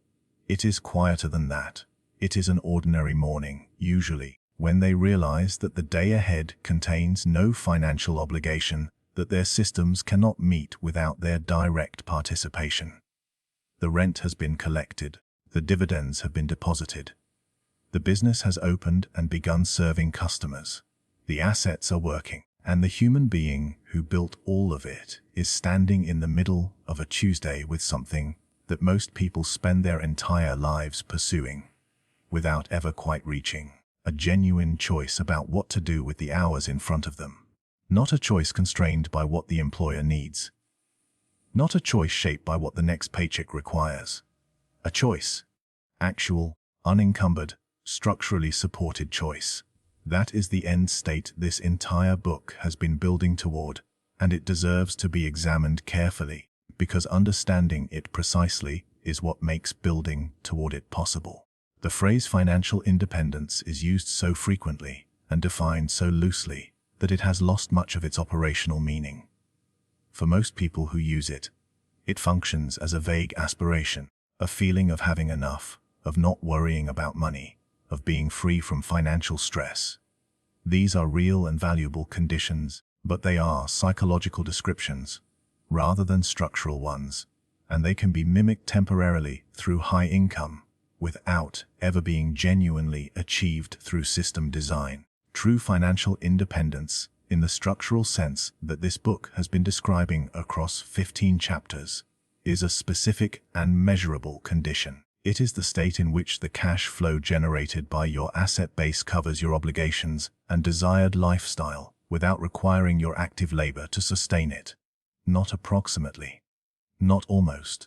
Actually, the number is definable, the path to it is engineerable, and the systems that produce it are buildable by anyone willing to apply the principles with sufficient consistency and patience.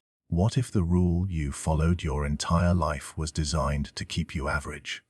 The final rule, the one that operates at the deepest level of financial culture, is the rule that says the life described above is exceptional, that it belongs to people with unusual advantages, unusual luck, or unusual talent, and that aspiring to it seriously rather than fantasizing about it casually is a form of grandiosity that practical people outgrow. This rule is the most damaging of all, because it operates not as a financial instruction, but as an identity constraint. It tells people not just what to do with money, but who they are allowed to be in relation to it. and identity constraints are more powerful than financial ones, because they determine which strategies a person even considers worth attempting. The person who has absorbed the rule that this kind of life is for other people will encounter every principle in this book and find a reason it does not apply to their specific circumstances. The circumstances are always specific. The principles are universal. The rule is the only thing standing between them. Designing a life where money obeys rather than commands requires reversing the relationship between financial activity and personal time that most people accept as natural and inevitable. In the conventional arrangement, time is the input and money is the output. You trade the hours and the money arrives. The arrangement requires continuous renewal because the moment the trading stops, the output stops. In the designed arrangement, money is the input and time is the output. The systems you have built consume capital and produce cash flow. And that cash flow purchases the time that would otherwise have been sold to an employer. The reversal sounds simple and is architecturally complex, requiring the accumulation of all the preceding chapters operating together. The asset base from chapters 6 and 7, the compounding positions from chapter 8, the tax efficiency from chapter 9, the career cash engine from chapter 10, the surgical leverage from chapters 11 and 12, the liquidity architecture from chapter 13, the entity structures from chapter 14, and the resilient balance sheet from chapter 15. None of these elements produces the end state alone. Together, operating as an integrated system, they produce something that no single element could approach. The design of the end state is a personal specification before it is a financial calculation. The number required for genuine financial independence is not a universal figure. It is a function of the lifestyle the individual actually wants to sustain, the geographic location in which they intend to sustain it, the margin of safety they require above that baseline to feel structurally secure rather than merely numerically adequate, and the legacy objectives that extend the financial system beyond their own lifetime. A person whose desired lifestyle is modest and whose geographic flexibility is high reaches the structural threshold at a lower asset base than a person whose desired lifestyle is elaborate and whose location is fixed in a high-cost market. Neither is a superior aspiration. Both are legitimate design specifications that produce different target architectures and different timelines. The critical discipline is specificity. A vague aspiration toward having enough produces a vague and directionless financial strategy. A specific design specification produces a measurable gap between current position and target position, and measurable gaps can be closed through deliberate action in ways that vague aspirations cannot. The protection dimension of the designed financial life deserves emphasis that is separate from the wealth building discussion, because protection and growth are distinct engineering problems that require distinct solutions operating simultaneously. A financial system that grows aggressively without adequate downside protection is not a strong system. It is a leveraged bet that has not yet encountered the conditions that will reveal its fragility. The designed financial life builds protection into the architecture from the beginning rather than treating it as an add-on to be addressed once sufficient wealth has accumulated. Cash flow diversification protects against single stream income loss. Entity structures protect personal assets against business liability exposure. Insurance instruments protect against catastrophic events, whose financial impact would overwhelm the asset base regardless of its size. Conservative leverage ratios protect refinancing access through market dislocations. Geographic and asset class diversification protects against localized economic deterioration. Each protective layer is a cost with a specific function, and the function is to ensure that the system survives the scenarios that no projection anticipated, because surviving those scenarios is what allows the compounding to continue long enough to produce the outcomes that justify the entire undertaking. The expansion of choices that genuine financial independence produces is not just a personal benefit, though it is certainly that. It is also a compounding mechanism in its own right, because choices compound in ways that financial assets alone cannot. The person who is no longer constrained by financial necessity in their professional decisions makes better professional decisions because they are made from a position of clarity rather than desperation. They negotiate differently. They select opportunities differently. They walk away from situations that would compromise their integrity or their time in ways that the financially pressured person cannot afford to do. The quality of their decisions improves across every domain of life, and improved decisions produce improved outcomes, which strengthen the financial system further, which expands the choices available, which improves the decisions again. The long game is not just a financial strategy. It is a life design that produces compounding returns in domains that no balance sheet can capture, but that every person who reaches the end state recognizes immediately as the most valuable thing the money ever bought. The beginning of this book described a belief so embedded in modern culture that most people never stop to question it, that income is the solution to financial stress, that earning more will eventually produce the freedom that always seems just out of reach. Every chapter since has been dismantling that belief and replacing it with something more accurate and more actionable. The solution was never more income. It was always a better system. Income is the fuel, the system is the engine, and the engine built correctly, maintained deliberately, and given sufficient time to reach operating temperature, does something that income alone has never done and never will. It runs without you. That is not the end of financial ambition. It is the beginning of everything else. You have reached the end of this book. But if the ideas here have landed the way they were intended, you are not finishing something. You are starting something. The distinction matters because most financial books produce a specific and ultimately harmless experience. The reader feels motivated, equipped, and temporarily energized, and then returns to the same financial behaviors they practiced before they opened the first page. The information was absorbed. The behavior was unchanged. And the gap between where they are and where they want to be remains exactly what it was, now simply better understood and more articulately described. Understanding a trap more clearly is not the same as leaving it. The ideas in this book are not complicated. They were never meant to be. The 1% do not operate from a secret body of financial knowledge that is technically inaccessible to everyone else. They operate from a set of principles that are straightforward to understand and genuinely difficult to apply consistently, under the real conditions of a real life, with real pressure, real temptation, real short-term needs competing against long-term objectives, and real cultural forces pushing continuously toward consumption, toward visible success, toward the immediate and away from the patient. The difficulty is not intellectual. It is behavioral and it is identity level, which is why Chapter 11 exists and why it belongs in the same book as the technical material on leverage, compounding, and entity structures.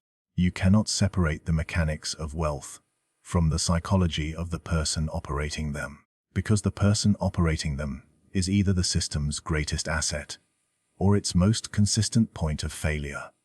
The sequence this book has described is worth stating plainly one final time, not as a summary, but as an orientation. You begin by seeing the paycheck clearly, not as a foundation, but as a starting point whose value is entirely determined by what you do with it. You develop the discipline to hold the gap between earning and spending wide enough to matter, resisting the lifestyle expansion that consumes that gap before it can build anything. You begin deploying what accumulates in that gap into cash, flowing assets rather than into consumption, applying the asset lens to every financial decision until the question of what pays for what you want becomes more instinctive than the question of what you want.